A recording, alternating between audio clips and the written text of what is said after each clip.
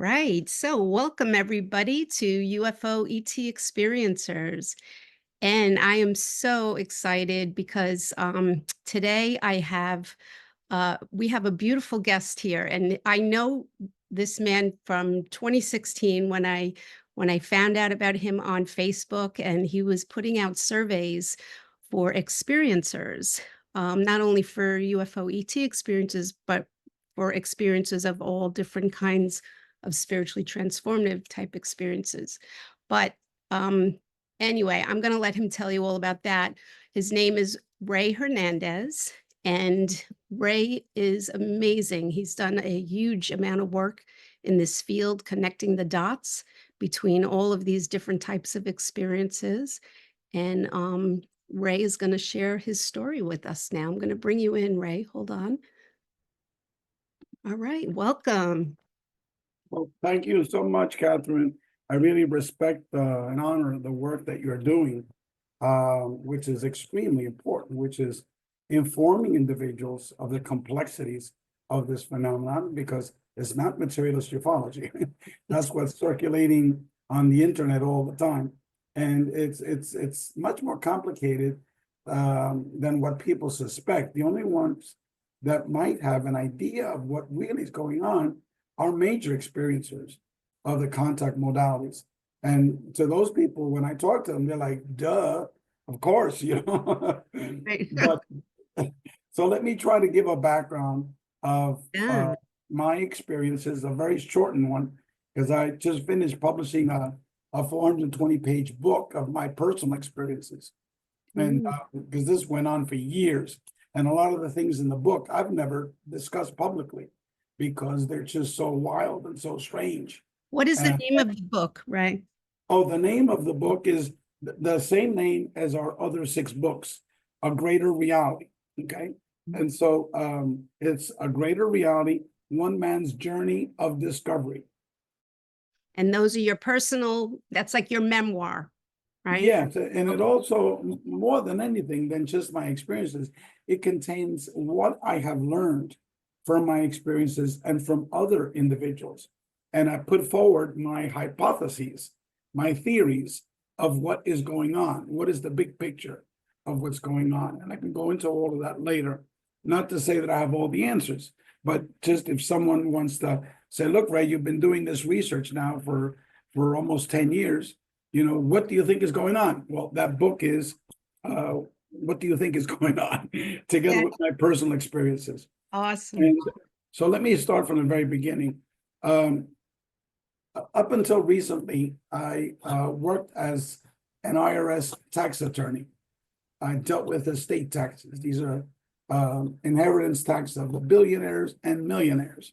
And let me just tell everyone here, they don't pay taxes. Okay. They do every trick in the book to get away from paying taxes. But yet myself and everyone else, you know, we got to pay our taxes. But so that's what I was doing for a living. A very, very boring job. And it's not even that it paid well, because if you work for the federal government, you're not going to be making a lot of money, you know, unlike the private sector, if you're a private attorney. So anyway, it's a stable job. I needed to have some money for a pension for when I retired. And now I'm finally retired. I can do what the hell I want. All And right. Congratulations. thank you. And for the last 3 years since I've been retired, I wrote 5 books. And I'm going to be discussing all of them. So before all of this, back in 2012, March of 2012, here I was. I'd gone to University of California at Berkeley for a Ph.D. I was never able to finish it. I'd done all the coursework, all the written and oral exams. My dissertation prospectus was approved. And so all I needed to do was to write the dissertation. But my ex-wife got a brain aneurysm, and she became very ill, and she could not work anymore. And so I had 2 small children. Her mother was living with us. Her sister that was in high school was living with us, and she became totally disabled. And so I had to quit that job, finishing my dissertation, and I went to work 2 full-time jobs. And I was never able to continue my work. And Berkeley, for those folks that know about Berkeley, when I went to school in the 1980s, that was one of the top 3 or 4 academic institutions in the United States. And so if I would have graduated from there, I would have had a job at a major university somewhere in the United States, but that didn't happen. And so eventually later on, I went to law school because I was working for the City University of New York. I wrote a grant for them, $1.5 million grant, an environmental grant. And then the dean invited me to direct that grant program. So while I was there, I decided to go to law school while I was working full time. So I worked full time and I went to law school full time. And so, and right after that, I went to work as an attorney for the federal government, the Department of Treasury. So fast forward all those years to 2012. Had zero interest in these topics, absolutely zero. I was a total atheist, okay, like so many people in the world, you know. And all of a sudden, I'll tell it very, very briefly, we had a 15-year-old dog, Jack Russell Terrier, that was quite ill. So she was taking 2 main medications. One was a diuretic to flush out the excess liquids in her kidneys, and Viagra for her heart. She had a very weak heart. And so one evening, she became totally paralyzed. She couldn't move her body. So we called up our vet, who was a good friend of ours. He said, look, Ray, before all of this, she was very, very ill. She couldn't, excuse me, she couldn't run. She wasn't very active at all. And now I recommend that you euthanize her. And so we agreed, you know, for the next day to get her euthanized. And then my ex-wife, who was a hardcore Catholic, began praying all night. And to me, it was like, pray all you want. Tomorrow morning is her last day. You know, we're going to put her to sleep. And, you know, I didn't say it that cold, you know, but those were more or less the intention. And so in the morning, when we woke up, the dog was still paralyzed. Her name was Nena. Nena means little girl in Spanish. So she was still paralyzed. So I went back to bed, and my ex-wife brought her downstairs to see if she can go to the bathroom. Well, in the middle of the living room, she saw this object. And in my book, which everyone can have it here for free. All of my books are going to be available for free in 3 weeks on April 1st. So there was an object in our living room. It was physical and non-physical because it would be going in and out of our reality.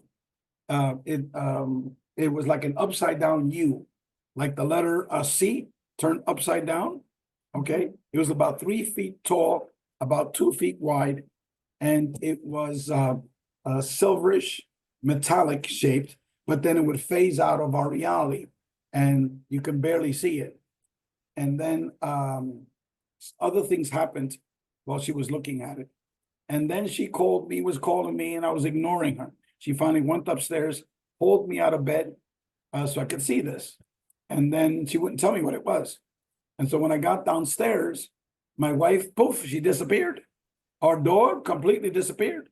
And then I looked to the left, and within 8 feet from me, there was an energy being. That's what I call it now. And let me just give you a description of what it looked like. It was about 3 feet wide, about 2 feet tall, and inside was all this glowing color, like pure energy, swirling like this. And it was semi-transparent because I could see the couch right behind it. Okay. Now, this intelligence immediately took control of my mind. Okay. I didn't care that my wife disappeared. I didn't care that the dog disappeared. I didn't care that I was watching this object, right? I was staring at this object. And then all of a sudden I said, this is what she got me up for this crap. I'm going back to sleep. And I remember waving my hand at it. You know, this is bullshit. And then I turned around. I walked upstairs in bed. When I got to bed, I was completely knocked out. An hour later, I woke up, and now I was fully lucid, fully conscious. Okay. And I immediately said, holy shit, what the hell just happened, you know? And I ran down the stairs and poof, my wife disappears and she looks down and I saw the dog running around the entire living super fast, like when she was, you know, a puppy, except she had her same body, you know, except she was super active. And then in my head, the way I can best describe it is an atomic bomb blew up in my head. You know, I was like speechless because I was trying to process this information. And so after like maybe 15 seconds, and 15 seconds is a long time, you know, my wife in the meantime was screaming, hallelujah, hallelujah, the angels cured her, the angels cured her, and she was dancing in the living room. And in my mind, I was like, you know, what the hell just happened? And then finally I asked her, I said, where were you? It's 7 o'clock. We woke up at 6. We went downstairs at 6 in the morning. Okay, where were you for this hour? I didn't go anywhere. You were right behind me the whole time. Okay, so basically she had gone for 1 hour and she never realized that she wasn't there anymore. But when she woke up at 7 o'clock, it was like no time had spent. And I had an experience just like that about a year and a half after that. So anyway, after that, I thought it was all paranormal related. So I'm on the internet, paranormal this, paranormal that, right? And so, because I never learned about these things, I was never interested in these things. And then about 2.5 months later, my wife brought our dog outside at 3:30 in the morning because the dog was jumping up and down, wanting her to take her out. And so my wife went downstairs outside. She heard this deafening noise and enough to wake up all the neighbors. But she told me no lights went on. And so once the noise stopped, she looked up and there was a big, gigantic object in the sky. It was like a cylinder shape, but it was very wide, colors on the edges, like rainbow colors on the edges. And that lasted for about 2 minutes. And then after 2 minutes, boom, it just disappeared right in front of them. And then about a month and a half, she would go outside and to pray because she believes that these were angels. I now believe that she was correct, that these are quote unquote modern angels, okay? Not the way we think of as angelic, but and these UFOs would appear. One time she was in Mexico and she would pray and these UFOs would appear. Twice they were seen by half of the city of Veracruz, Mexico. It was on the news, the 11 o'clock news. And then another time was with her friends that were in the car with her. It was 2 cars. And they all saw this object came down, blue, beamed the blue light right in front of them for about a minute or so. This is while they were driving their car. And then the blue light retracted and then it just zoomed out and everyone saw it. I spoke to all the witnesses. So then I said to myself, oh my God, this is UFO related, not paranormal related. Because I still didn't know what the hell was going on. And so like about a week later, after she came from Mexico, I was waiting for a friend outside to give me his parking tickets because I was going to do a motion to consolidate. Every family has an attorney that they know, right? So everyone always calling the attorney, help me out, Ray, for this and that. So I was going to consolidate all his parking tickets. So he just goes once to the court, right? So I'm waiting for this guy, and it's at night. It's like 9 o'clock at night, and he doesn't show up, right? And so I remember seeing the day before this video on YouTube of this man named Prophet Yahweh. Is a heavyset black man, and he used to pray in Hebrew. And a UFO would appear in the middle of the day, and he would capture it on video, right? And so this time there was an NBC camera crew that was invited to film it. So everyone's making a joke out of him, making fun of this guy, And then all of a sudden, after he starts praying in Hebrew, within a minute, this UFO appears. Not like the ones I've seen, I've called down, but little small orbs, And so then I thought of that and I said, look, this guy, Prophet Yahweh, is calling them down. My wife is calling them down. Well, let me give it a try. Well, I'm waiting for my friend to come. right? And in the beginning, I wasn't really sincere, okay? But then as time went on, I became very sincere, much more loving.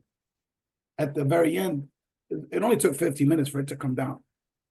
But after 15 minutes, I was like wanting to give them thanks. Thank you so much. I love you because you healed our dog, who was like our daughter, you know? And then 15 minutes later, I said, I'm going crazy, okay? Going down the rabbit hole. Yeah, I need to stop this stuff, all this UFO stuff. Boom, when I had that thought, right above my sky was this huge object. But I mean, I could throw a rock and hit the bottom of it. But it was several football fields in, like 6 football fields in width, you know, in depth, I should say. And then height was like 100 meters. It was huge, but it was swirling lights, okay, oblong swirling lights. And then my friend comes, and he comes with his wife and their 16-year-old daughter. So, and my daughter was with me at that time because I heard a telepathic message. Daddy, you and mommy have seen UFOs. Next time you guys see a UFO, you call me, Daddy. All right, don't forget. So I turned around. I thought my daughter was next to me because I never had a telepathic communication before. So my daughter was not there. So I said, oh, let me get my daughter. But that was when I realized that what is telepathy, and that this UFO intelligence can actually get into your mind, your consciousness, and communicate with you. So then my friends, they saw this object. What is that, Ray? I said, oh, you know what it is. They said, no, it can't be. It can't be. And then began to explain it away. Okay. And then after about 2 minutes of their explanations, I just busted out laughing because I didn't tell them that I called it down. That was too much for them to handle, right? So after like 2 minutes, I busted out laughing. And in my mind, I communicated with this intelligence. And I don't know why. It was like I've been doing this for years. You know, to this day, I mean, you can't explain it. Here I am communicating. And what I said was, again, another cuss word, okay? But what I said was, you better come up with some fucking better bullshit than this, man, because my friends don't believe you, okay? Instantaneously, what I was watching was totally deleted and replaced by something totally different. What replaced it were like 50 orbs, you know, orbs like the size of a Volkswagen car, like the size of a Volkswagen car. And they were blinking on and off, on and off, on and off, all these orbs. And then they would take turns, one at a time, blowing up huge, and then blowing back down again.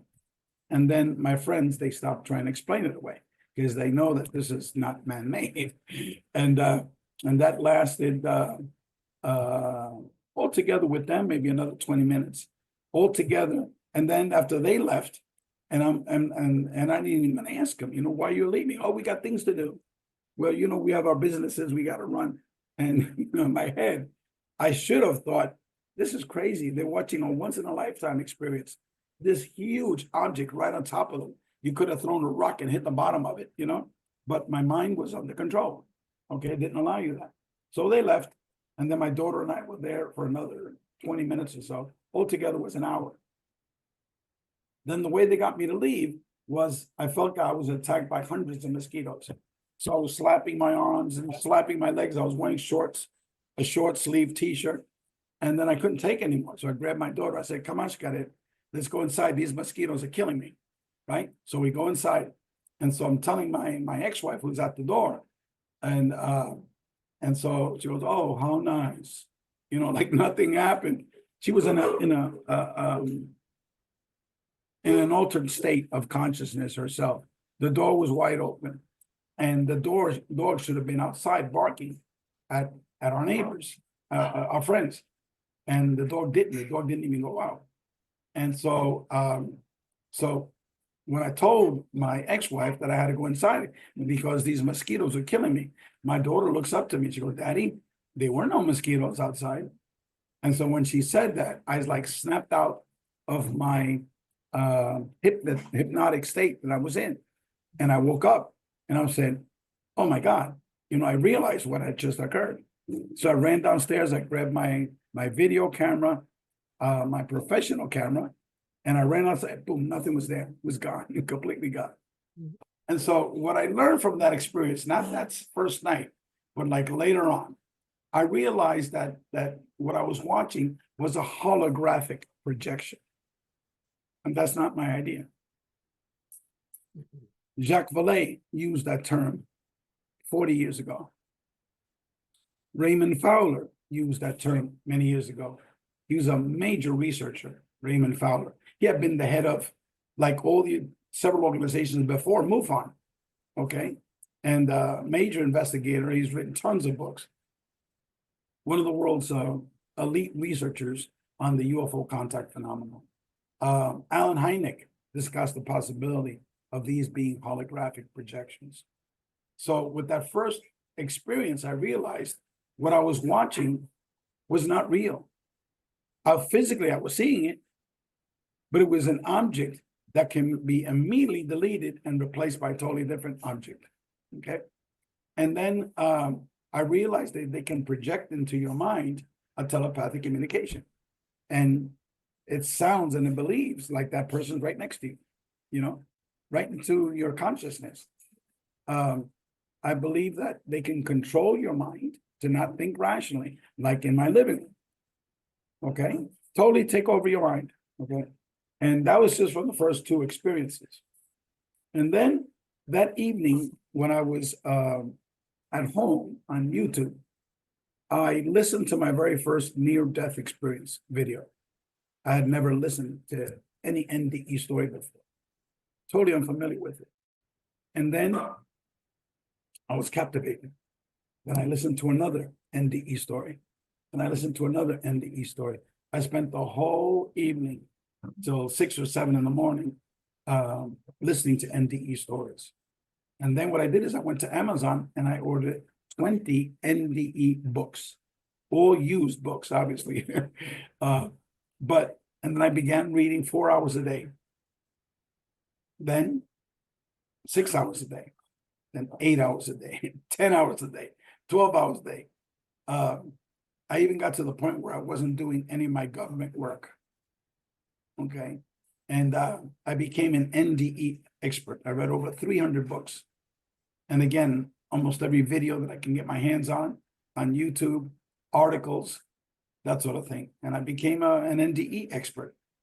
And then on 3 days in a row, December 21st, Friday, December 22nd, Saturday, the 23rd, December, Sunday.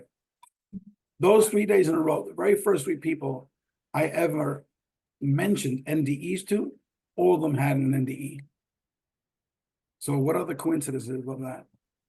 The first one was my daughter's pediatrician on Friday. And she's also from Colombia, where I currently live.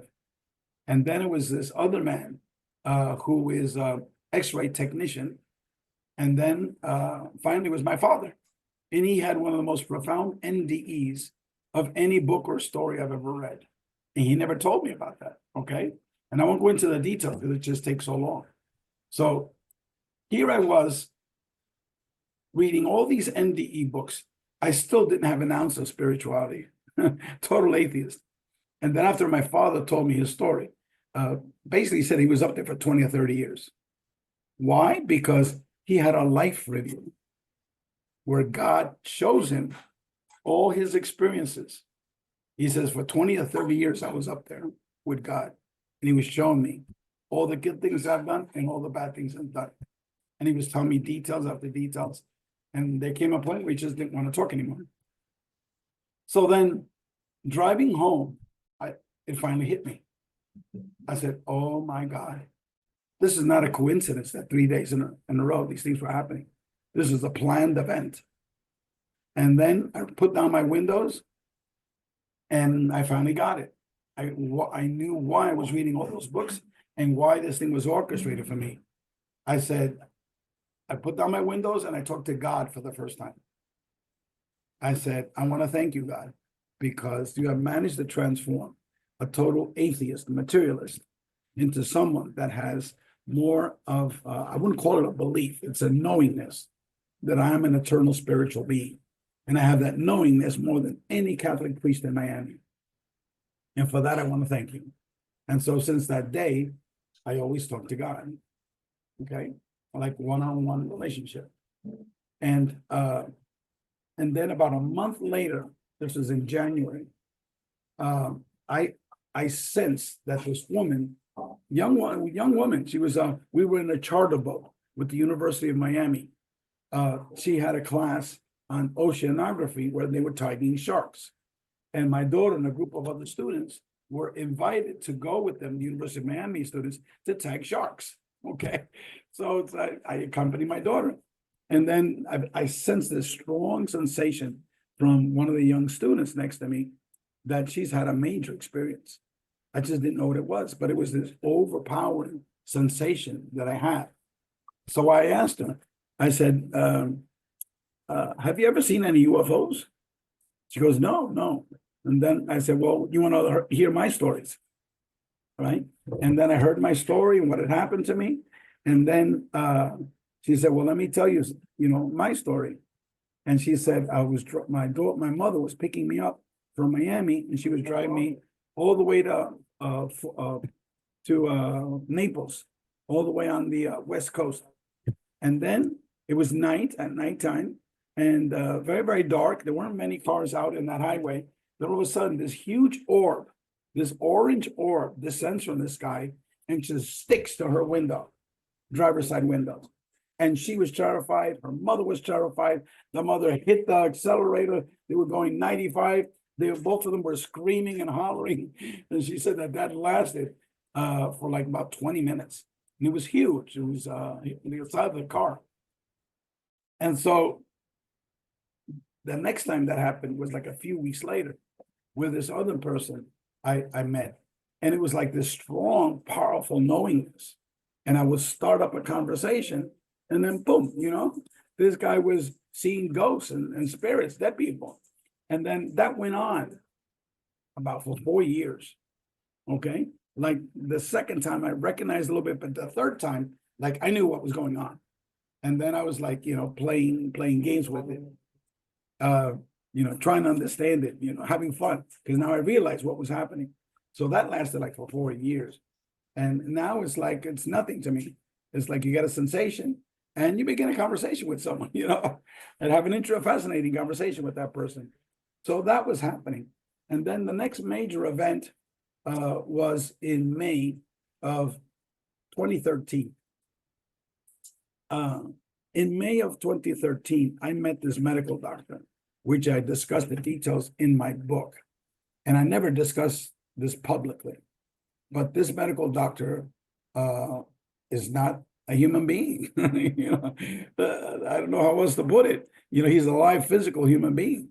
But I don't want to go into a lot of details. Read my book, because I go into a lot of details. My book is free. I'm not peddling or selling the book, okay? But it just takes so long to describe it. And also the intricacies of it. A few days after I met this person, I had an out-of-body experience. Well, I was driving my car in the middle of a traffic jam, okay, going to work. All of a sudden, I'm out of my body, and I didn't realize what was going on. In the beginning, it was all dark. And then all of a sudden, inside this huge, gigantic wheel, the wheel had various spokes, and I was in the center of it, looking out. And then inside the spoke, I was seeing videos of different concepts. And I realized later that these were the contact modalities. Inside one was out-of-body experiences. Inside another one was near-death experiences. Inside another one was UFOs. Inside another one was people that channel. Another one was people that see, ghosts and spirits, dead people, and communicate with them. Another one was remote viewing. Another one was hallucinogenic journeys. On and on and on. All the different paranormal contact modalities.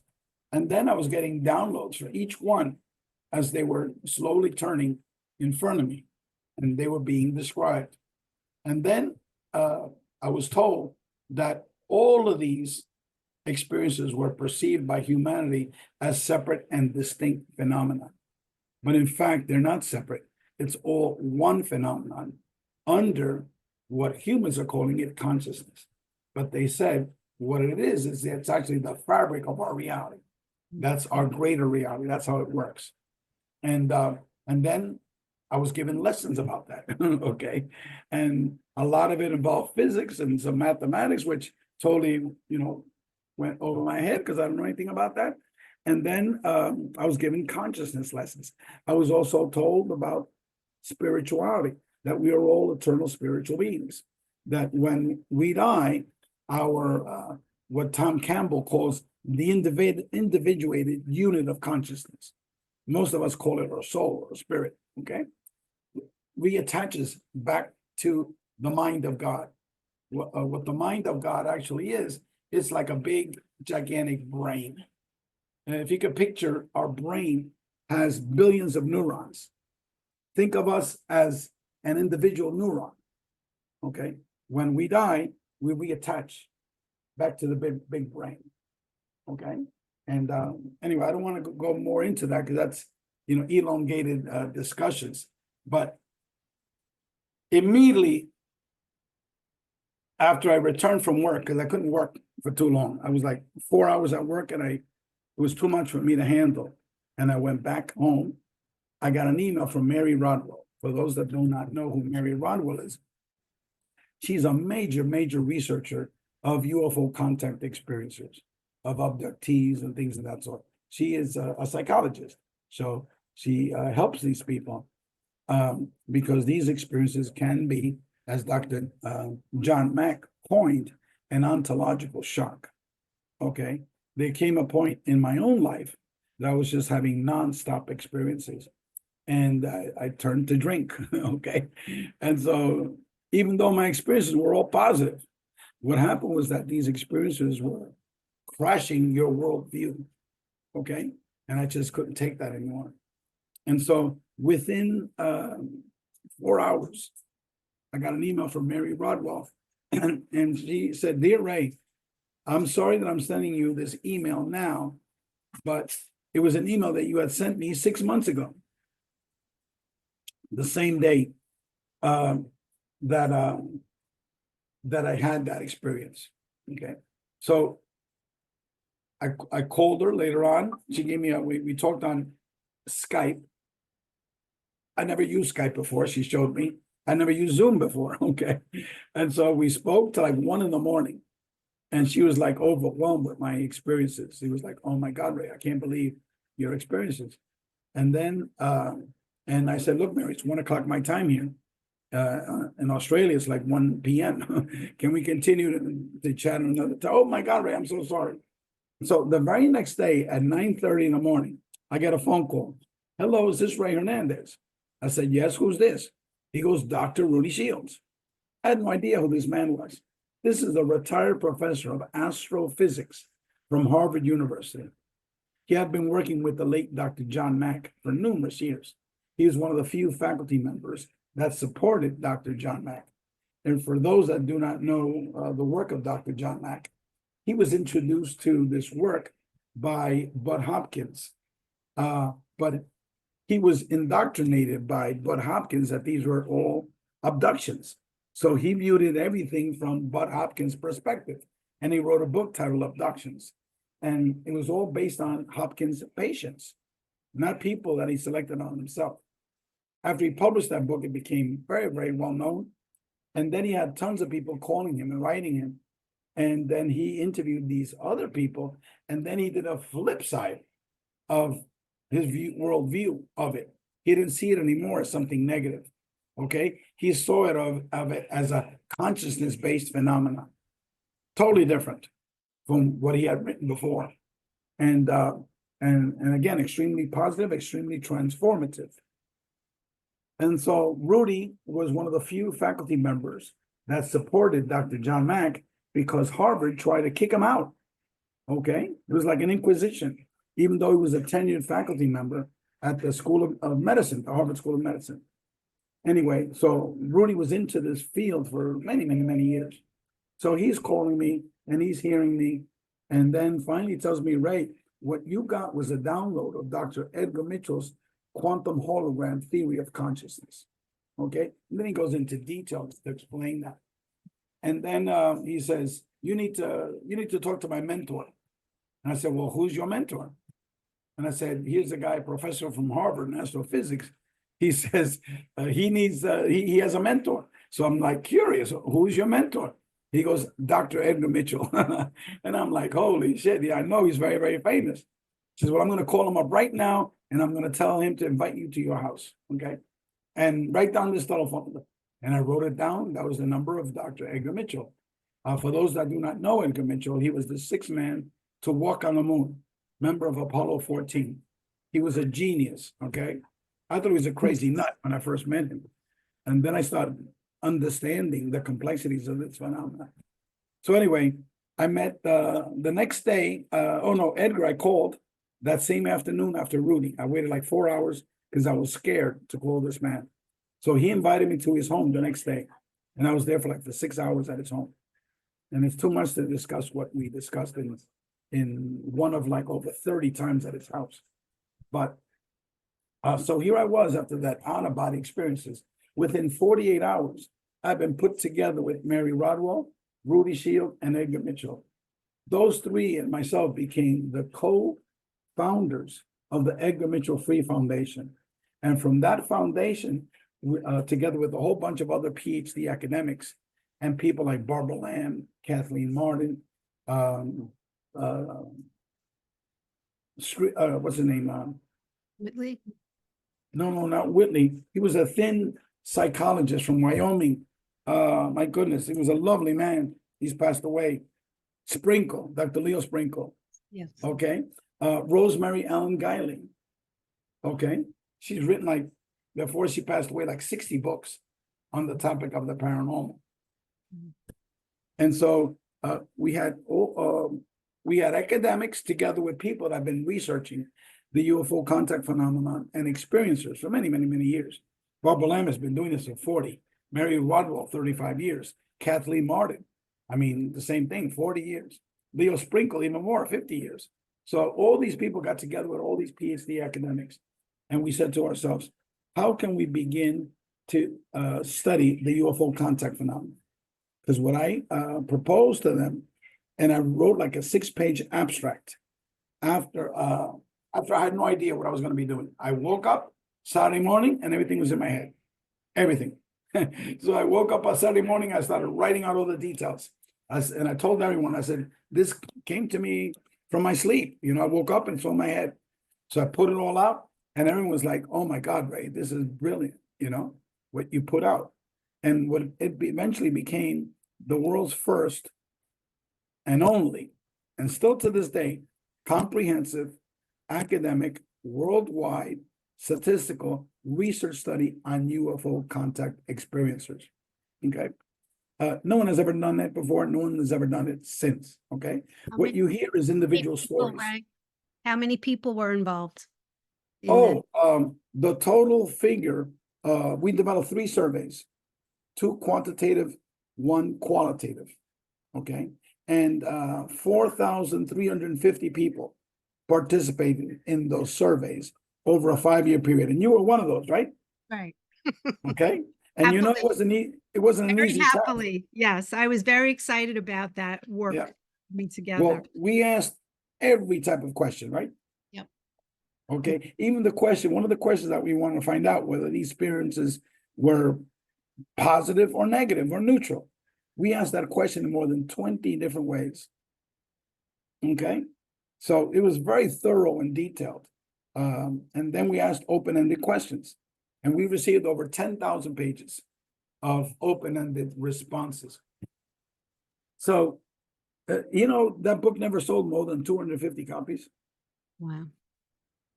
I mean, ufologists, materialist ufologists, they couldn't give a shit about that book. Because it mentions the word contact modalities and it mentions the word consciousness. I was just going to ask you why Richard Dolan in his interviews saying that, not to me, because he never interviewed me. He's saying, this is woo-woo science. But yet we had a PhD neuroscientist. We had 2 PhD astrophysicists. We had Dr. Rudy Shields. We had Dr. Claude Swanson, a PhD physicist from Princeton University. Okay, these are the 2 major physics universities in the world, Princeton and Harvard. Okay, we had a neuroscientist. We had several other scientific-based academics, and then non-scientific academics. We had tons of psychologists, okay? And so we had the scientists, we had the academics. And Richard Dolan doesn't have a PhD. He never studied these experiencers, never. Yet he wrote a book, The Alien Agenda, like he knows what is the alien agenda. But what he did is he quoted all these abduction researchers.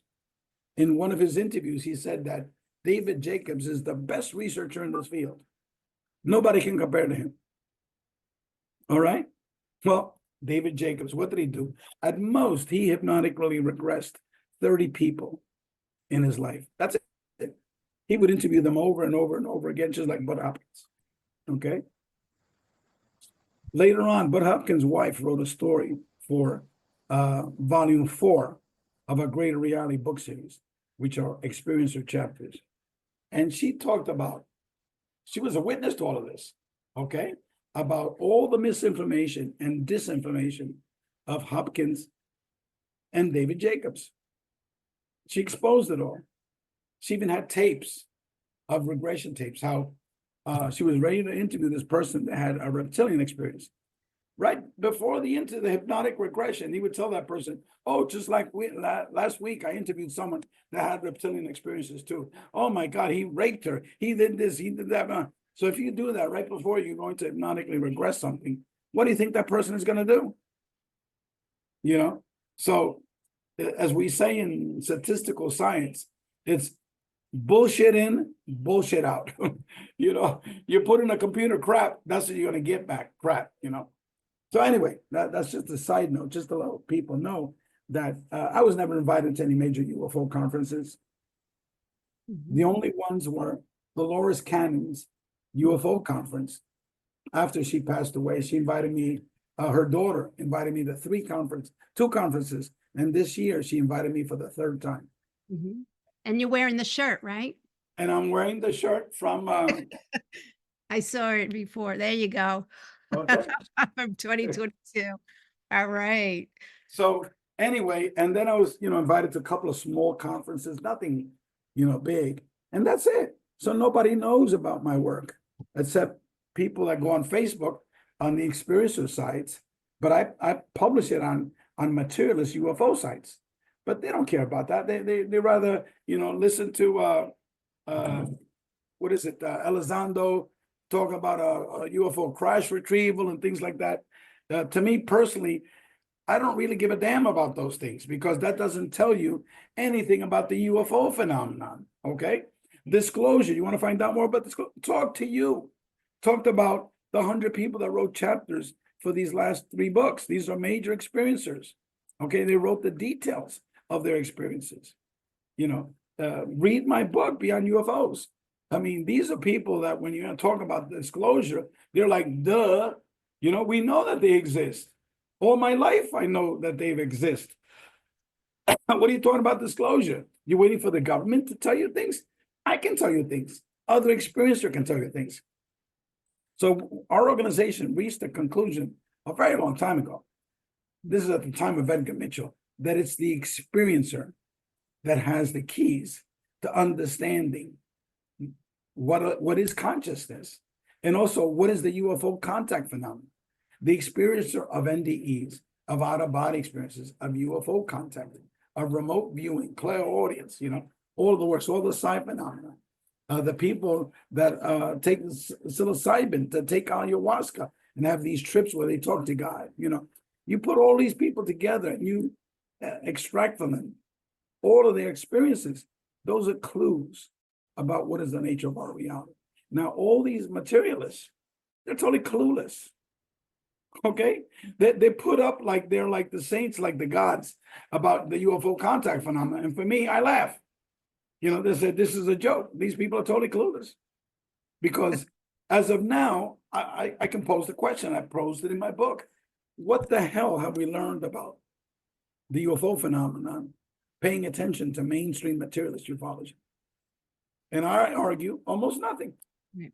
We know that people see physical objects. We know that there's concepts of missing time, that they go super speed, okay? We know that they're contact experiences. Okay, they disappear. We know that there's a manipulation of space-time. But what else can you tell you? Has anyone seen a UFO a crash site? Has anyone provided information, credible information about a dead body? Okay, what you have is third-person testimony. Right. Oh, this whistleblower. That's all you hear. But when you talk to these UFO contact experiencers that have these diversity of contact experience, you're talking about Catherine Checkby. You're talking about Dr. Melinda Greer. You're talking about Dr. Joseph Burks. You're talking about Dr. Michael Grosso, one of the editors of our book, a Ph.D. in philosophy from Columbia University. He saw these three gigantic orbs dancing to the beat of John Coltrane, right at the local Catholic church across the street from him. Okay, dancing to the same beat. Okay, and yet after like a half hour or whatever, 20 minutes when the song finished, it was a lengthy song. The Father, the Son, and the Holy Ghost, I think was the name of the song. Boom, they flew off super quickly, and behind the Empire State Building, they disappeared. Oh. Now, this guy's a professor of philosophy from Columbia University for 45 years. Joseph Burks, a professor of emergency medicine for over 40 years. Dr. Melinda Greer, okay, she was, she worked in a hospital as a pediatrician, internist, taking care of the most sick babies that would go into the hospital. She did that for, 40 years. That's the type of people. You want to learn about it? Elizondo ain't going to tell you shit. But you talk to those three people I told you about, okay? They can tell you things. Talk to Rey Hernandez. Talk to these other people, okay? So that's what we believe. It's the experiencer. What you're doing, okay, is the experiencer that has the keys that will unravel the complexities of what are UFOs and what is consciousness. So I'm going to skip over tons of other information, okay? We published this book called Beyond UFOs in 2018, okay? We're giving away for free all of the other books as of April 1st. You need to go to our website. And the website is agreaterreality.com. Greaterreality.com. If you go to that website April 1st, all the books will be there for free as PDF files. Now, if you want a paperback copy, well, that's your thing. You got to go to Amazon and get a copy of the book, but they're all for free. Now, what happened was that after Beyond UFOs, I wrote, I realized that all those researchers in our organization understood that this is way beyond ufology. They all suspected it. All the data that we derived, they all suspected the data, but they didn't have the numbers. Okay. For example, they knew that medical healings was prominent, but we came up with 50% of the people that took our surveys had a miraculous medical healing. They knew that people were going out of body. Well, what did we find out? 80%, 8 out of 10 people who took our survey have had an out-of-body experience. Okay. Near-death experiences. Well, what did we find? 50% of the people that took our surveys had a near-death experience. People were brought to other dimensions. We're not talking just about an out-of-body experience. We're talking about astral travel experiences. Your soul, your mind, your spirit going to another dimensional reality. Well, 50% of these people were having these experiences. Ghosts and spirits, 60% have seen what they call a perceived ghost or a spirit. Out of those, another more than 50% actually communicated with this ghost or spirit. Okay. And that went on and on and on and on and on. All the paranormal phenomena. Now, you think you'll hear that Elizondo talking about this? No. No, I don't think so. Okay. And so that's why I said these people are totally clueless about what really is going on with the UFO contact phenomenon. And so what happened was that I understood in all the people in the organization, Kathleen Martin, Mary Rodwell, Leo Sprinkle, all of these folks together with the academic professors. And they had been studying this way before I was studying them, because they were studying parapsychology and they were studying consciousness, okay? And so what I did at that point, I said, okay, when I would go and to make radio shows and these appearances, people thought that the organization was purely a ufological Mhm. organization, just studying UFOs. No, that was never our intention. Our intention was to try to understand the dynamics of the UFO contact experiencer. And what we understood now was we had all these data points that were talking about manipulation of space-time. If you go out of body, you're manipulating space-time. If you have a near-death experience, you're manipulating space-time. If you're seeing your deceased Aunt Matilda right in front of you, right? She's manipulated space-time because her spirit, whatever, came from another reality and appeared right in front of you. Okay, so what all of these phenomena, together with the UFO contact phenomenon, have is a manipulation of space-time.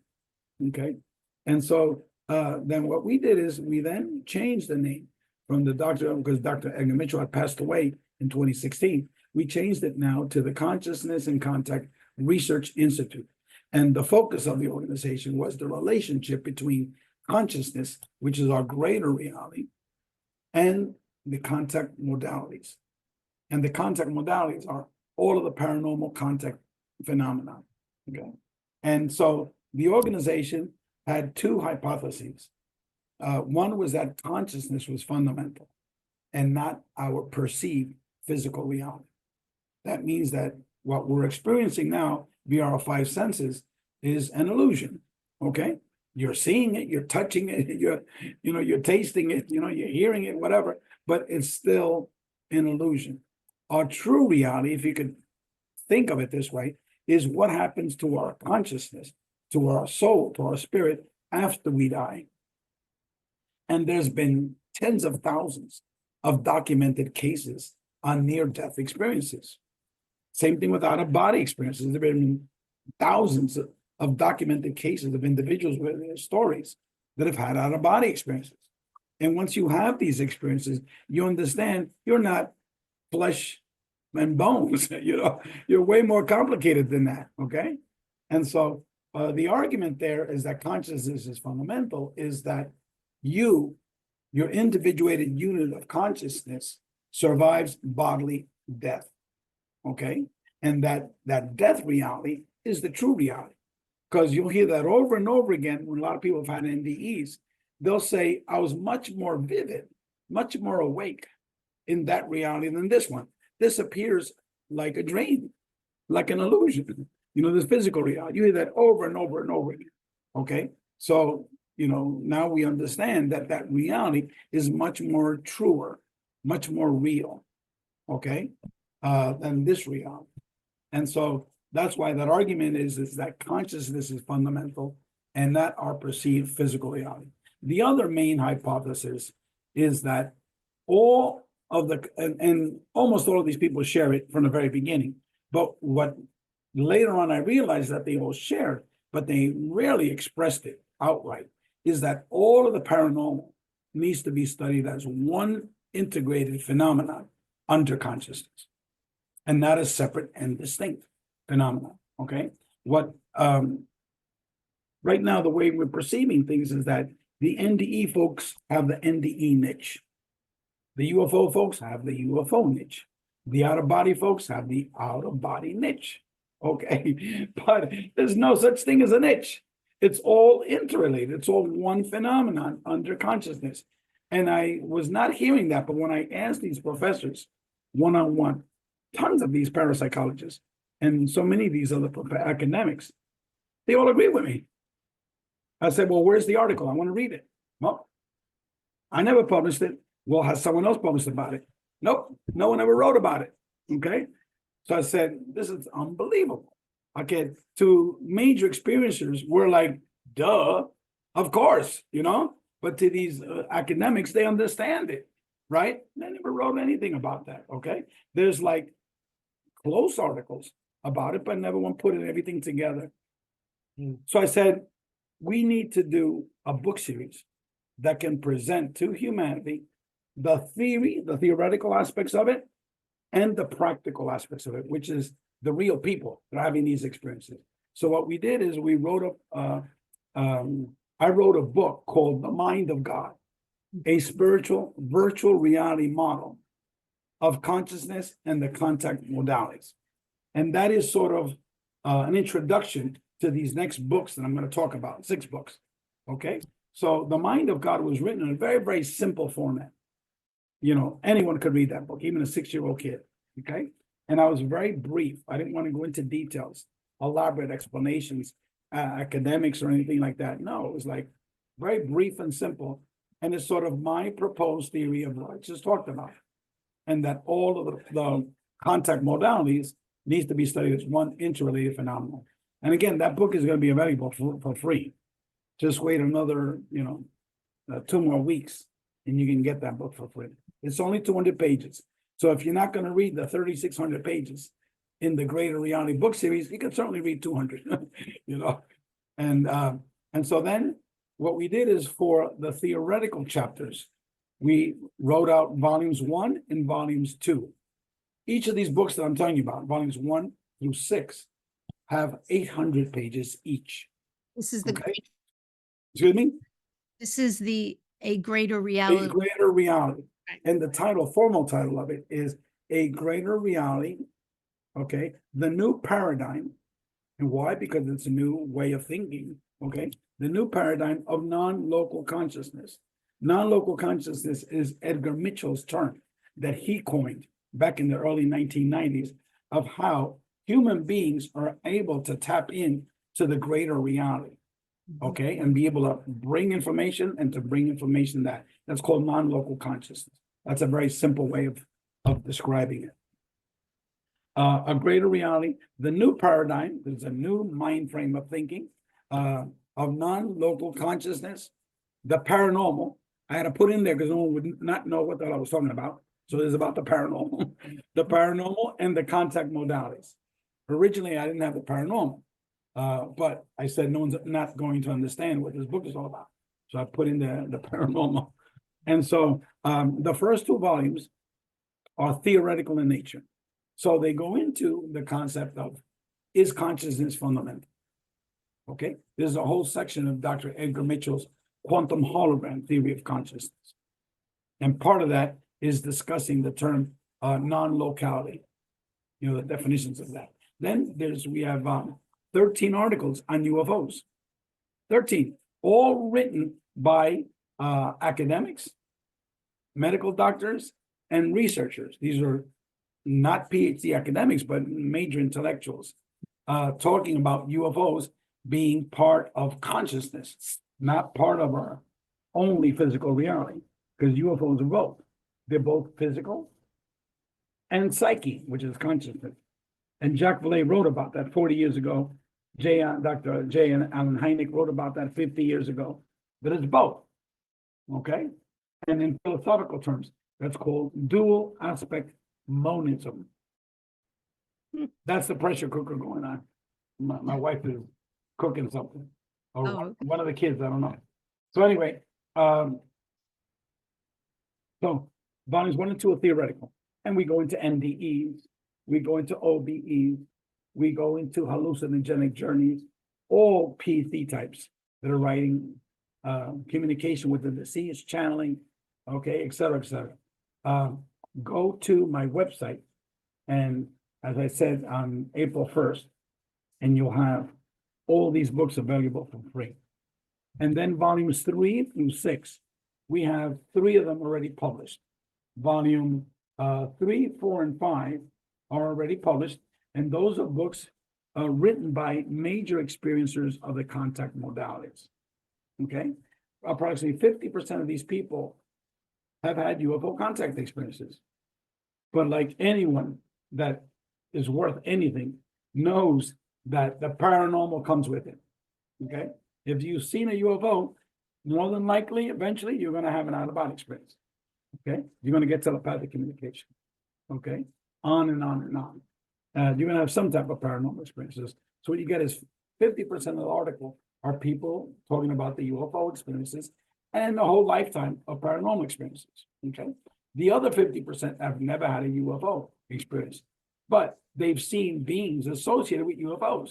For example, the number 1 type of being that people saw in our UFO experience survey that have seen a UFO in order to take the survey, you have to, first of all, I've seen a UFO. Okay. So the number one type of being was not the grays. That's the confusing part. Energy beings. That was number one. Number two type of being was the human looking being. Okay. Number three, now we get into the short grays. Okay. And the tall grays. That was number three. Actually, number one was none of the above. We had 12 categories. Okay. And people selected number one, like 70% was like, no, you don't have it listed there. Was not a reptilian, was not a short gray, was not what do you call a mantid type of being, was not a human looking being, was not, they went through the whole 12 categories. No, it was none of them, it was other. That was number one at 70%. So lots of people have seen other. Okay. The strangest one, for example, was like a booger, like a mucus, huge, that was on the corner wall, telepathically communicating with the person. Okay. I hate to ask this. What color was it? Booger color. Brownish green. I didn't know if they came in all different colors. That's why I was. Let me just tell you this. For example, the human looking being came in all shapes and colors, Right. all heights from 15 feet to like 2 feet tall. Okay. They were Asian looking. They were black. They were blonde haired and blue eyes. They were like short hair, long hair. They wore baseball cap. One of them wore a New York Yankees baseball cap. Okay. It wasn't like these, men in black type of thing. No, it was like every shape and color and designs and insignia, and then same thing for the short grays. The short grays were everything. Some were short grays with sunglasses, So anyone that tells you that this was, a certain type of being that came from one little physical planet to interact with you for less than, 10 seconds, because the vast majority of experiences are very quick. There's some that might last longer, a minute or two, whatever, but the overwhelming number were very short experiences. And so there literally were seen tens of thousands of different beings. Okay. Now, what I argue, same thing with Jacques Vallée, that these were holographic projections. It's not actual physical beings that you see. For example, there's tons of experiences. Yossi Ronan, you need to get on here, and he's on Facebook. I don't know if you've had him so far. Yeah, not yet. He's in a different time. He's like, I Yeah, think he's in Israel. so it was hard for us to connect, but I'm going to try to get him. Try to get him, because his experience was so revealing, because these beings told him, and so many others, is that they could appear whatever way they want to. Okay. The short gray format, the reptilian format, you name it. Okay. That's not how they really appear. That they could appear in almost any way they want to. And for a lot of these people, just like a near-death experience, if you're a Catholic, you're going to see Jesus Christ. If you're Jewish, you're going to see Abraham. If you're Muslim, you're going to see Muhammad. Okay. And so some people were very, very dear friends with their Aunt Sally. So Aunt Sally appears to them and acts the same exact way as God, as what these other people would perceive as God. So it's similar components of a near-death experience. People have shown their past, they've shown their present. Also with UFO contact phenomena. People were given life reviews, also with UFO contact experiences. Tons of people. But yet people don't associate the NDE and the UFO phenomenon. My next book is going to be talking about that. Oh, good. Tons of parallels. Okay. Yeah. And so the ships, quote unquote, ships that people see, okay, we're talking every shape, color, and size, that sort of thing, tens of thousands of them. So are these tens of thousands of different ships coming from tens of thousands of different planets to visit us? And people see it for like less than a minute and then it disappears? Or is this something a little bit more complicated? Okay. And that's where I fall in, because I'm talking about these complications, which no one else is. Yeah. And unless you're talking to a major experiencer. An experiencer talks to me. Ray, duh. Well, of course, So all I'm doing is just discussing what major experiencers already know. Right. Yes or no, Catherine? Yes, absolutely. Okay. With the experiences, they're so personal to each individual, Just right? like a near-death experience. Right, and Thank you the for pointing synchronis that out. yeah, and the synchronicities are amazing. Like, when you put all the synchronicities together and just how what deep meaning each one of these experiences has for each person. You can't yeah, Yeah, you each of these experiences you say, that's an excellent point. For a near-death experience, they're all different. right, For a UFO contact experience, I've yet never met anyone that's had close to the type of experiences that I've had. You talk to other experiencers, same thing. You know, there are similarities, right. but yet it's quite unique to the person. And also orchestrate events. That's what I call them. I don't call them synchronicities. You know, that term is used too frequently and it's not utilized. Like, for example, 3 days in a row with a near-death experience. Was that a mere coincidence Mm, or was that an orchestrated event? The very first three people I ever mentioned NDEs to, 3 days in a row, all of them had it. right. Okay. The formation of the Dr. Edgar Mitchell Foundation. After I had that out of body experience, I met all three people, one after another. Mhm. Okay. And I could go on with other things like that, that would just put together one after another. Okay. And it gets to the point where people just don't believe you because it's just too crazy to accept that, you Right. know. But yet it's real. It happened that way. These Yeah. are orchestrated events from the mind of God. Okay. And God is not a religious term.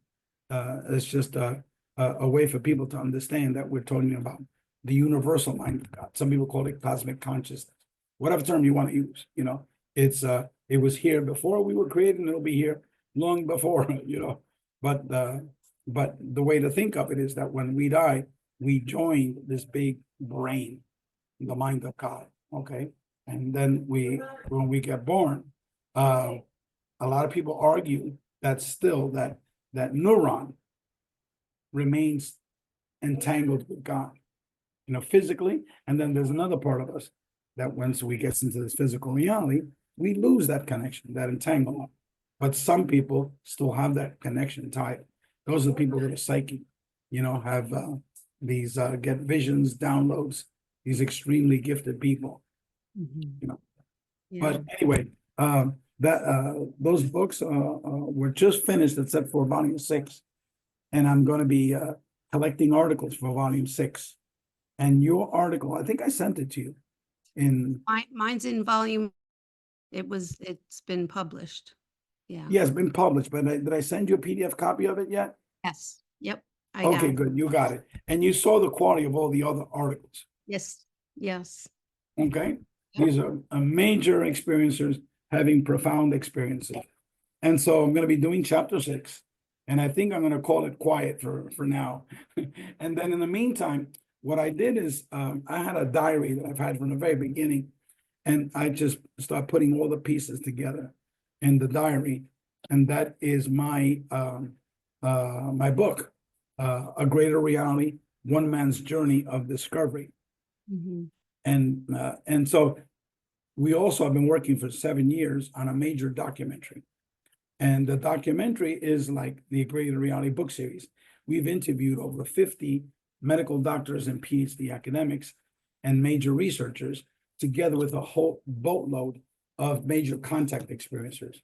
So now we're just putting it all together and splicing it up. Because we had thousands of hours of interviews, and we had whittled it last time to 4 hours. So now I'm going to go back to Miami to stay there a month. Thank you, Michael, for posting the trailer to Yeah, that thank you, Mike. documentary. It's only a 3-minute trailer, but it's very powerful, and everyone And can see the trailer. It's been when posted. should that be out, Ray? When do you expect that to be out, or do you Well, sure? both of us, uh, I guess two of the producers are perfectionists. Okay, you could never get this thing perfect. Okay, and so I'm going to encourage them. You know, just put it out. You know, we've been working on this for so long. So definitely in 2025, the Oh, issue is going to be by the end of the summer or sometime in the fall. okay. And what platforms can people find that once it's out? Well, right now we're in discussion with different platforms. Mhm. But what we really want to do later on is to have like a multi-week series. Okay, instead of ancient aliens, we'll have current aliens. Uh, and basically every week have one or two experiencers that are going to be featured together with all the academics. So, for example, we went out to Oklahoma to interview Melinda Greer, and she's a medical doctor. We interviewed her. She's now recently retired, but she's seen 14 UFOs, all different types of UFOs.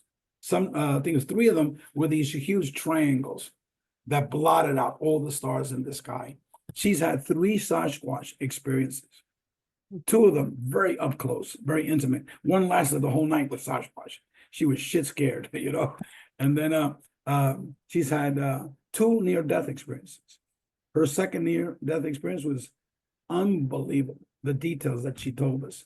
But we can't, she's had out-of-body experience, astral travel experiences. After her second NDE, she began to see dead people in her hospital. Okay. So we've got tons of people like that. Okay. Another one is this elderly lady, Ruth Ann Friend. Nobody knows about her. She's had, again, everything in the kitchen sink. She's had near-death experience, always out of body, astral travel experience. She's had 6 dead people in her house that lasted for 20 years. Okay. I could go on talking about these people and profound experiences. And then my best friend in Miami is a retired DEA federal agent. He has never come out publicly. We finally interviewed him. Okay. And yet he's one of the world's major contact experiencers. And he's my best friend, but he was always quiet. So we finally got him on film. I finally encouraged him to write a book about his experiences. And that's going to be in volume 6. His name is Alberto Fernandez. And he's going to be going into these 2 conferences that I'm going to be speaking at. I'm going to be speaking at it's not called the Arkansas UFO Conference anymore. It's the publishing company of Dolores Cannon. I forgot the name of it. Ozark Mountain? Ozark, yeah, I think it was called Ozark, yeah. Ozark Mountain, yes, that's it, that's right. And so that's going to be the first week of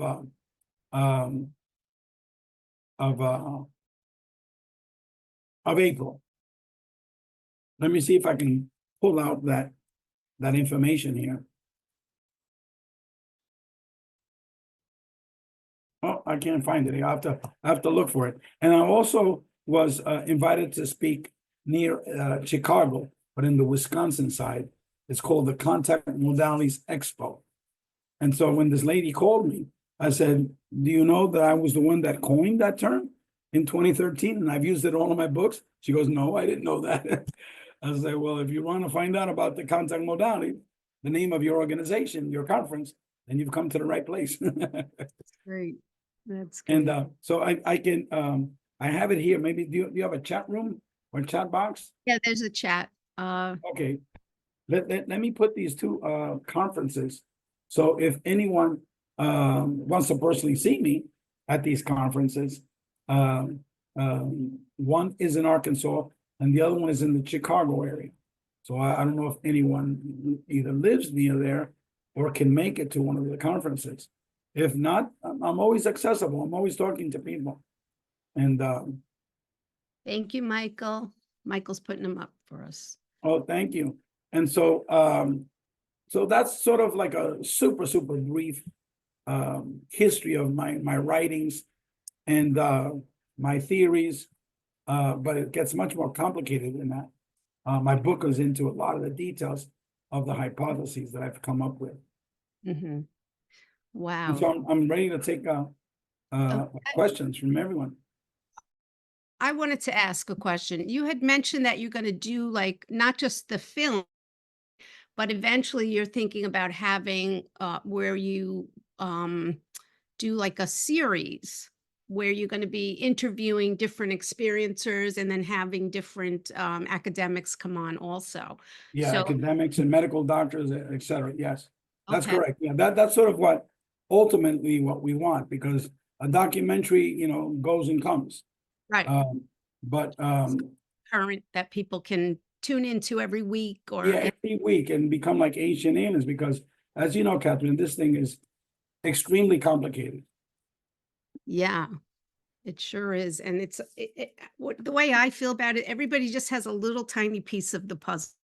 Nobody has Oh, yeah. And that's what all I'm that- attempting to do, is all by of their the little pieces. testimony, Yeah, yeah, correct, by their testimony, get your piece, yeah. get my piece, get Right. Dr. Melinda Greer, get my friend Alberto's testimony. That's, But then begin to try to put all these things together. yeah, But these people that are into conspiracy theories are into, crash retrievals and purely disclosure discussions. Those people are clueless. There's no yeah. other way for me to put it put it out there. I wanted to ask you, I don't consider myself an abductee. I've never had an abduction against my will have gone anywhere. I've always, anytime I've had any out of body experience where I'm, with beings or, I'm always so happy to be there. Yeah, well, you're the majority. Yeah. We And actually that's found what I'm out. curious about, what you have found Yeah, out in your, we asked tons of questions about the abduction phenomenon. What we found out was that the people that were relocated to another location, that approximately 1/3 initially considered themselves abductees. Why? Because that was what was circulating everywhere. Everyone has had an abduction if you've had UFO contact, because of all the propaganda by David Jacobs and Bud Hopkins. And initially, 37% viewed their experience where they were taken to another location as highly negative. But then by the time they were doing their survey, it reduced to only 5%. That's it. Only 5% viewed their experiences as negative. Why? Because they continue to have contact experiences. And with each additional contact experience, it became much more positive and deeply spiritual. Like, for example, let me use a couple of illustrations. Okay. Whitley Strieber. Okay. Mr. Communion, Mr. Anal, raped. Okay. Horrific experience, right? yeah. Now he's Mr. Love and Light. Okay. Mr. Metaphysical Love and Light. He prays every night to these beings. He thanks them because they've allowed him to communicate with his deceased wife. He's written 3 books about spirituality and God. Okay. Now let's look at Kathleen Martin. She was one of the earliest people that talk about alien abductions. She was the one that wrote the book about her aunt, Betty, and Barney Hill, her husband. Okay. And the title was what? Captured. Captured, Well, now Kathleen is Mrs. Love and Light. Hold on 1 second. Sure. Mira, alguien tiró una suciedad aquí. No, mira, me encuentro por ahí. And then, so now Kathleen wrote a book titled From Alien Abduction to Spiritual Transformation. Okay. And this was Miss Abduction. And Whitley Strieber, Mr. Abduction. Right. Okay. So they themselves were major experiencers from a young age. But initially they were scared of it. Then over time, it transcended their experiences. And that's what we found out with 95% of the people that had these abduction experiences. So the ones that kind of got stuck in that fear and Yes. didn't want to understand anymore, because I have run across people like that where they have one experience that they remember. Yeah. That's the only experience they've had, but they That's don't want to know anything else about it. You're asking so many great questions there, Catherine. We asked that question of how many experiences they had, and we compared it to the level of fearness and negativity. What we found out was that people had 1 or 2 experiences, or the one that was most fear-based, like they never outgrew it. Okay. And so the ones that had 20 or more experiences, which were like 40% of the people, that's tons of people that had 20 or more experiences. Those people are like love and light, tremendous spiritual transformation. So yes, there is a correlation between the number of experiences they had and the positivity or negativity of their experiences, and also the spiritual transformation. The people that have had many experiences, those are people highly spiritual transformation. The people that have only had one or two, those people are still stuck in spirituality. Right. Right. But And yet our data reveals that, Kathy, yeah. you understand? Because we had 4,350 people. So tell that to Elizondo. You think he'll understand this? No, he's totally clueless. He and all those people that testified before Congress. And these people, who are these people? Okay, Right. you Right. know, show me a crashed UFO, then I'll stop believing it. You Right. know, but again, it's all whistleblowers. It's all, I know someone that knows someone that knows someone. That's what people are getting into now. You know, all they need to do is talk to experiencers. Read our Right. book Beyond UFOs. Read our book On Greater Reality. Listen to these stories, okay, of hundreds of people, and then you'll see a totally different perspective. Mhm. What about the people that claim that they are, they are hybrids and they have children in other dimensions that are mixed with their DNA? Like, have you come across a lot of people that have? Excellent question. And Catherine, you're on a roll now, okay? You're on a roll. Okay, we asked that question, series of questions, because David Jacobs and Richard Dolan supported David Jacobs. He said he's the best researcher, and he's very scientific in his approach, quote unquote, David Jacobs, okay? Well, David Jacobs' claim to fame was all of his contact experience was all about was creating hybrid babies and the aliens taking over the planet, okay? So we asked that question, you know, for the females, have you ever had any, hybrid children, or suspect you've had or suspect you have a hybrid children? Well, 6% said, yeah, I suspect I've had a hybrid children. Okay. I said, then the next follow-up question was, is there any tangible information that you could present to our group about these hybrid kids? Okay. Nothing. Most of these people said that they got the information from a hypnotic regression. Okay. And yet, David Jacobs, how many of those people actually went to David Jacobs for a hypnotic regression? Yeah. Okay. Or these fear-based hypnotic regression people, like what's his name, Daryl Sims. Okay. Because what we learned with hypnotic regressions, you could put almost anything in anyone's mind. Right. If the hypnotist is leading the. Is leading, yes, correct. And so we asked that in open-ended questions, we even researched the people that had these hybrid, it was only 6%. Well, in the open-ended questions, it was only 5 people that answered open-ended questions. Okay. And then when we asked them, follow up on them, where did this information come from? These 5 people, that's it. Well, it came through a hypnotic regression. Mhm. Okay. And at that time, there was a certain time period there for 15 years that was the major story, the David Jacobs and Bud Hopkins agenda. Okay. So if you listen to 30 interviews of Bud Hopkins and David Jacobs on the internet, you're going to come out in your mind. They were using me to get babies. Okay. And so when you have a hypnotic regression, boom, babies, that was what they were trying to do to me. Okay. And so, we asked that question. It was a small percent. So it's not like David Jacobs, like 100% Right. of people said that it was all about, hybridization of humanity. Mhm. No, 6%. And of those 6%, okay, almost all of them said that they got that information via hypnotic regression, Right. which we asked people, don't answer questions based upon hypnotic regressions, only conscious, explicit memory.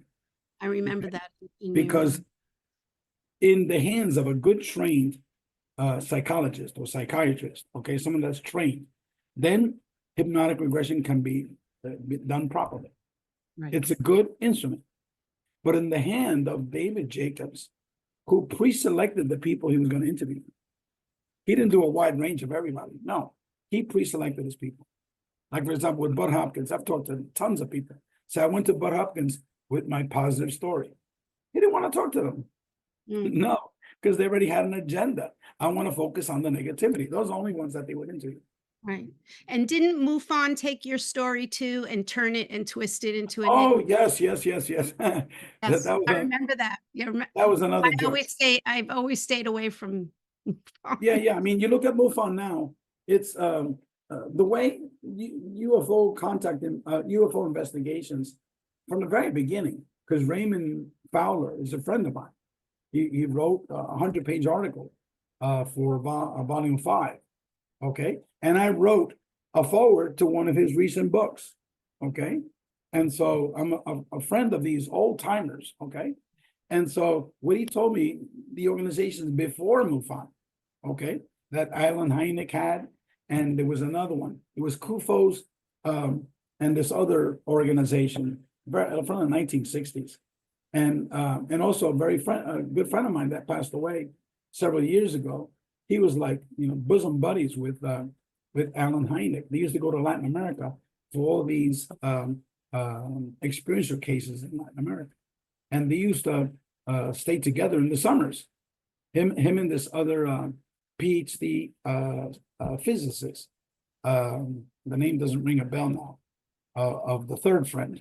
But anyway, the whole point that I'm getting at is that I've got corroboration from different components. But what Raymond Fowler told me, and many other people told me, was that in the very beginning, all these organizations, anytime you got an experiencer component to it, of talking to beings, getting telepathic downloads and things like that, that stuff was thrown away. Wow. They just focused on the UFO. Okay. And Kathleen Martin left MUFON for the very same reason. For years, she was with MUFON because there was known there that buttressed the experiencer support component of it. Okay, she was it, and a team of volunteers that she brought to the group. But she said MUFON's totally changed. Now they're just purely materialist ufology, and so she left. Right. And so at least from the top down, from when you get at the ground level, there are a lot of experiencers that are MUFON investigators, very good people, very open-minded, that I've spoken to quite a bit, okay? But from the very top, the hierarchy. So what I did is I was having all these paranormal experiences and then this first UFO experience. And so I sent a letter to MUFON, because that was at the very beginning where I didn't know any better, I don't know anything about this stuff. So Right. this MUFON researcher came, and she had a lot of background with experiencers. Her name is Mary Margaret Zimmer. She was like maybe 70 years old back then. So that was a long time ago. She's probably 90 something now. That And was her- what, like in 2012? 2012. Mhm. And her husband was a scientist at the National Hurricane Center. So they came to our house twice. And she knew about missing time. She said, what happened to your wife is called missing time.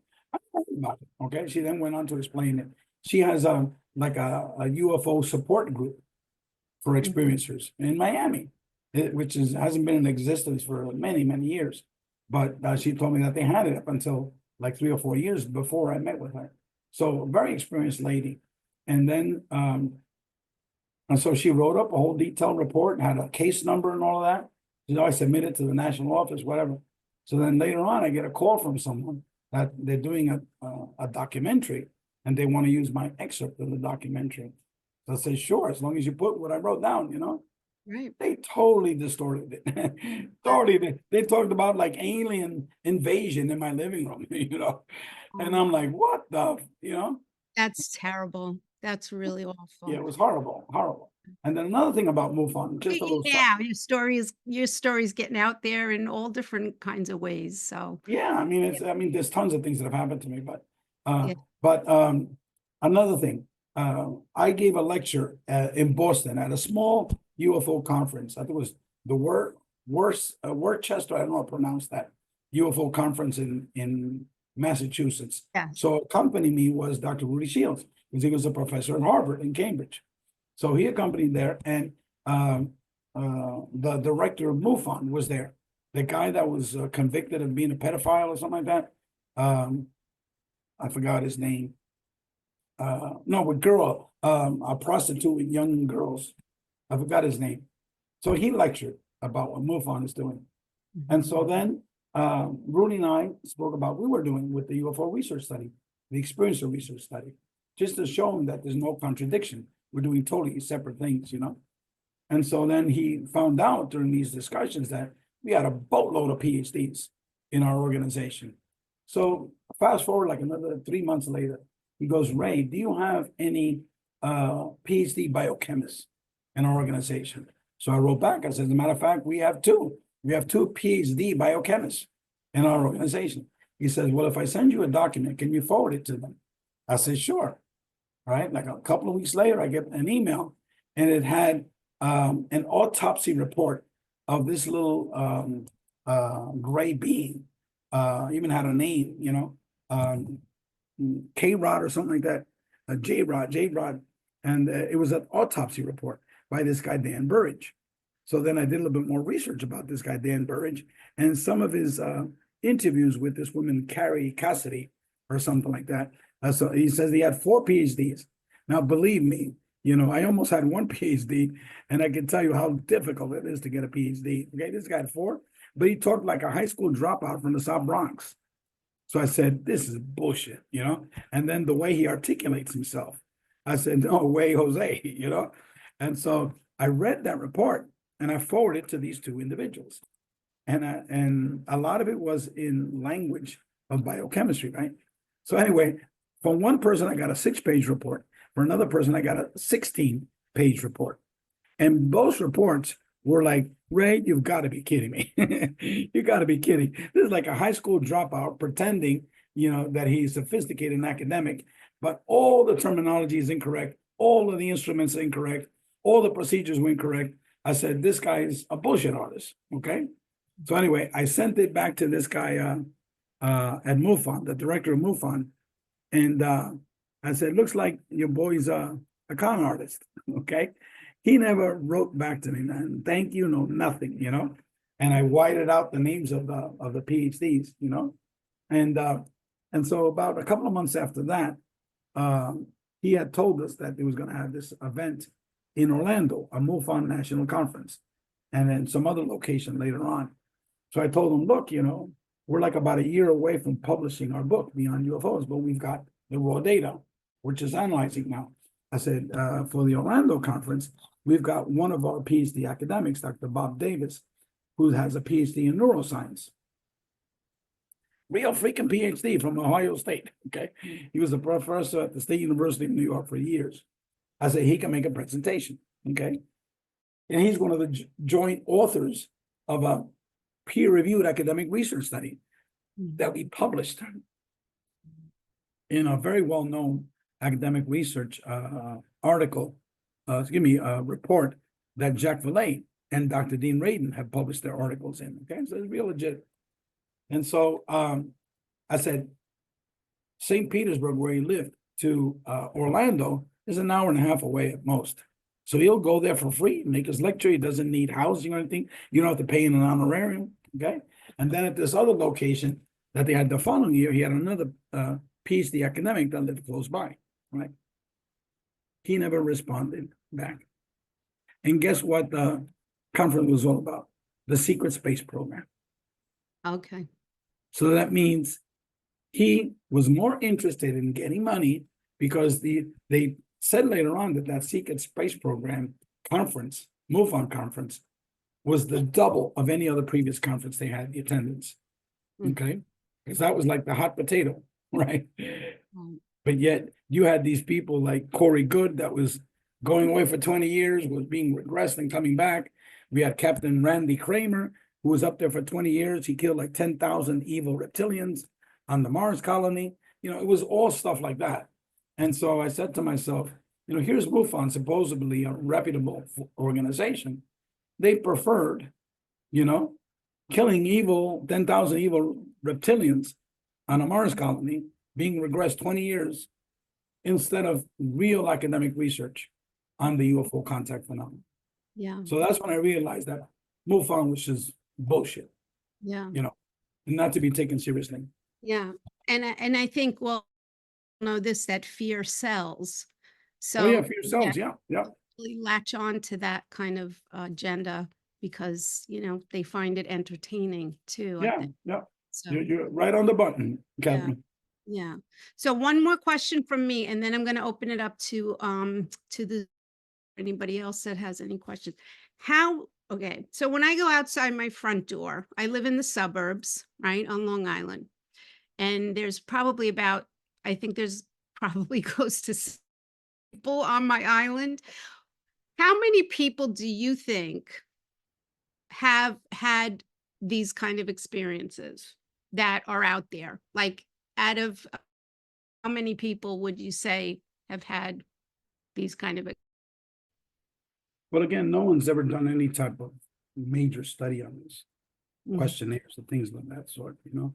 But mhm, me talking to people, I would say, we're talking about paranormal experiences. right, We're not talking about specifically about UFO, but the right. whole contact modality, I would say maybe 1 out of 10 people.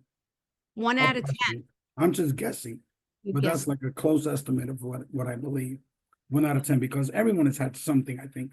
Like, for example, let me give you an example. My mother, after my father was telling me about his NDE, he went into extensive detail of his NDE. And then he just didn't want to talk anymore. Okay. So after he went to bed, I asked my mother, I said, have you ever had anything paranormal related? He says, the only thing that came close was uh, she was taking care of her dying mother. She had tuberculosis. This was in the mid 1940s, before they had penicillin. And then her mother was on her deathbed and pretty much told her, she said, next time you come here, don't bring your cousin. And my mother said, why? She loves you. You practically raised her. Don't, no, don't bring your cousin. Every time you bring her, my brother always comes, her father, and visits me, and he scares me. He's right there floating right above me. Mhm. So my wife, 2 days before her grandmother died, she had dreams, very, very lucid, vivid dreams, that she was talking to her grandmother. And her grandmother was telling, look, I'm going to die very, very soon. Don't be sad. Okay, don't be frightened. I'm here with you. I'll always be with you. Mhm. Okay. And then the next day, she had the same exact dream, very, very detailed dream. And so on the third day in the morning, she got a phone call from her father. Well, guess what? Your mother just died. Mhm. So I would say the vast majority of people have had something, okay? Even if it's minor, like my wife, I consider that a minor experience. But major experiences, I would say maybe 1 out of 10. 1 out of 10 for the major. You know? Okay. Yeah, that makes sense to me because I think what I found through my groups and different, people I've talked to through sharing groups, a lot of times people will come to the sharing groups because they have a deep interest in it, but they think they're not an experiencer until they tell a story, maybe they Yeah, come yeah, 3, 4 times, they get comfortable, they tell a little story, and then we're like, "Wait a minute, you're an experiencer." yeah, Oh, then correct. And it doesn't have that's to be a big thing. It doesn't have to yeah, be a big thing. Like my wife, okay? Here yeah, she was having precognitive dreams of yeah, the future, yep. okay? But yet that's very common. Yeah. Mm. Well, this has been amazing. This has been so wonderful to hear you Oh, share. can So I state one more thing? absolutely. Someone put in the comments, he Mhm. said, it's different now. Kathleen Martin runs ERT, the Mhm. experiencer support group. He says there are different parts of MUFON. Well, guess what? Kathleen Martin quit MUFON. She did Oh, run ERT for many, many years, okay? But she quit because MUFON was not supportive at all. oh, okay. And the reason why she stayed for more than 10 years, at least I know, because I'm a good friend of Kathleen, was because MUFON did not have any part that was supporting the experiencers. But she Wow. said at this point, MUFON as an institution, as an organization, just didn't care. Okay. And so she said, I'm not part of MUFON anymore. I finally made the decision to leave. But for years, she was like struggling with that decision. And she would Yeah, say, look, if I left, nobody would be there, you yeah. know. But I know that experience support team had a lot of good people. And even in the MUFON sections, there were a lot of very good people, a lot of experiencers, very good people. So Mhm. I'm not saying everyone in MUFON, I'm just saying the hierarchy of MUFON. Wow. Well, that's too bad, but I'm glad she's on to a whole new way of thinking about things and experiencing things, which is really Oh, great. yeah, yeah, yeah. See, a lot of people don't know that in chapter 6 in our book Beyond UFOs was about miraculous medical healings. Well, Kathleen Martin is one of those people. Except at that point, she wasn't public with her experiences. But she was one of these people that had a miraculous medical healing.